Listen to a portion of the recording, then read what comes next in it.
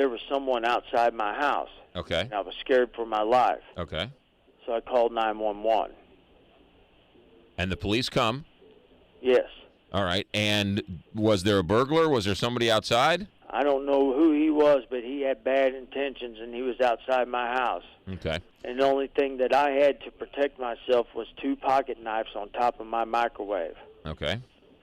So they came in to talk to you? Yes. Okay. Came in very gently, very nicely. I was able to put the 2 knives down without injuring myself or anybody else around me, and then that was it. They came in, they checked me out, and that was it. And did they see the marijuana on your table? Is that what happened? Yeah, that's a medical issue, and I can't talk about that. Okay. So that's all I've got to say about that. Okay. So, but at that point, they didn't arrest you. That's a medical issue. I can't talk about that. Okay. I apologize, but that's all I can say about that. I certainly understand. When did this happen, Tommy Roberts? It happened a couple of weeks ago. I can't remember the exact date because my life's been in turmoil ever since. Sure. So Okay. I've not been keeping track of that moment. I've just been trying to survive and make as much money as I can to help myself and my family during this time. Tommy, tell me what was the diagnosis? What were you diagnosed with, and how long ago? When? What do you mean diagnosed? You were diagnosed with cancer? Several ailments. What, Tommy? What is wrong with you medically? Well, the most important thing that's wrong with me medically is I've been diagnosed with cancer. Okay. And my cancer is a little more rare than what you were talking about on the radio. I've actually, the first time I had cancer, I was diagnosed with non-Hodgkin lymphoma.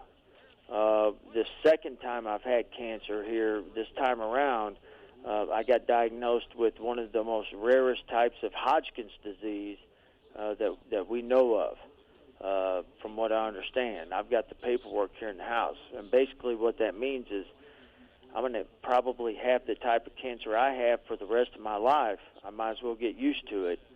And every 8, 9, 10 years, I'm going to have to go in, shut down my whole life because I can't work during chemotherapy.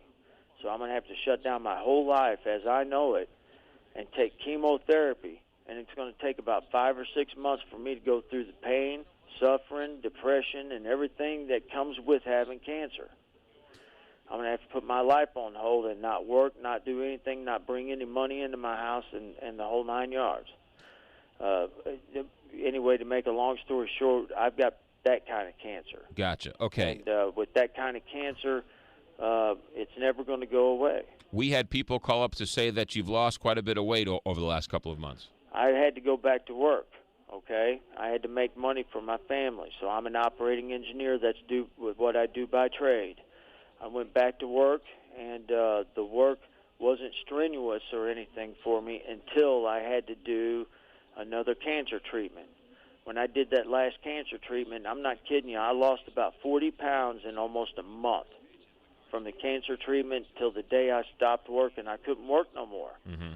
And the day I stopped working, I weighed about 40 pounds less than what I weighed when I stopped treatments. Sure. For the last time. So there was a 2-month pause in there. So I weighed about 180-something pounds. When I went into the hospital, and I can't remember the exact date, I weighed 144.4 pounds. Do you have a hard time eating? I have a hard time eating, yes. When I don't have my medicine, I have a real hard time eating. What medicine are we talking about? Now, that's a medical issue, and I can't say any more about that. Let me ask you this question. Did a doctor prescribe this medicine for you? No. I told my doctor that I was doing it, my oncologist. Mm-hmm. And what did your doctor say?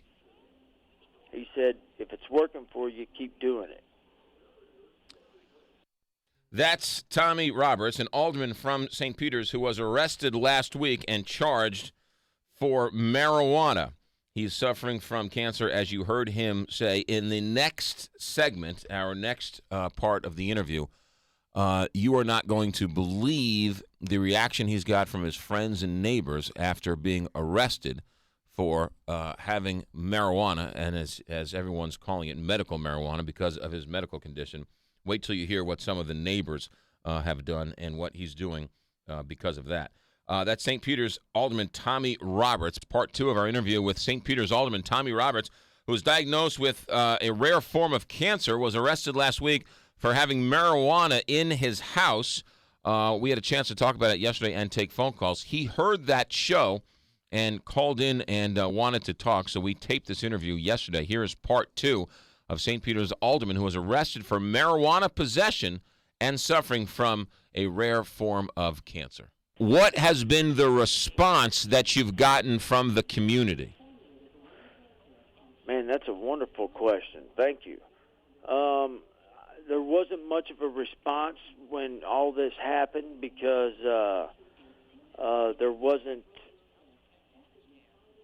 I don't know, it just ran in the local paper around here. One weekend it was on the internet, things like that. But I think that certain people were ready for this to happen or whatever. It seemed that way to me. Mm-hmm. And all of a sudden, people started driving by my house and they wouldn't look at me. And these are people that usually stop and talk to me, And So people started to treat you differently. Oh, yeah. I'm getting ready to tell you the good story. If I wouldn't be so long-winded, you got to excuse me. I'm a politician, I guess. Go ahead, Tommy. Let's just get right to the point. There was a young lady that lived. She don't live across the street from me. She used to live across the street from me. And that lady's known me for 13 years, ever since I've lived in this house. I watched her raise her kid across the street from me. I've watched him go from a little baby to a young man right here in this house. So I know these people. And she yelled out something to me the other day, and I don't have the direct quote with me. I have it written down in my paperwork, but you caught me off guard with this good question.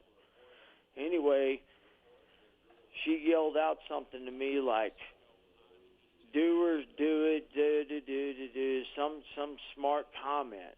And then she proceeded to let me know that she was so disappointed in me.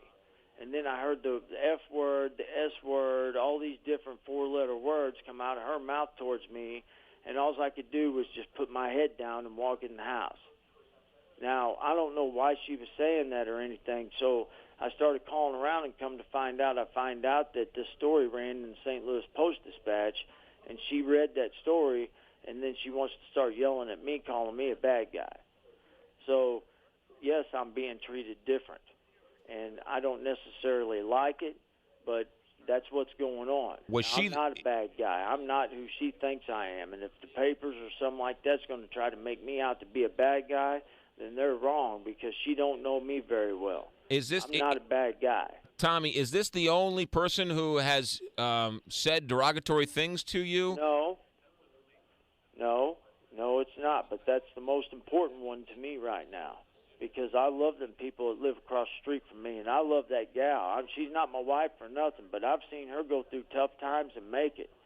She's a good gal. She's one of these people that you hear about on TV that, is trying to make it the best she can, and she's doing it.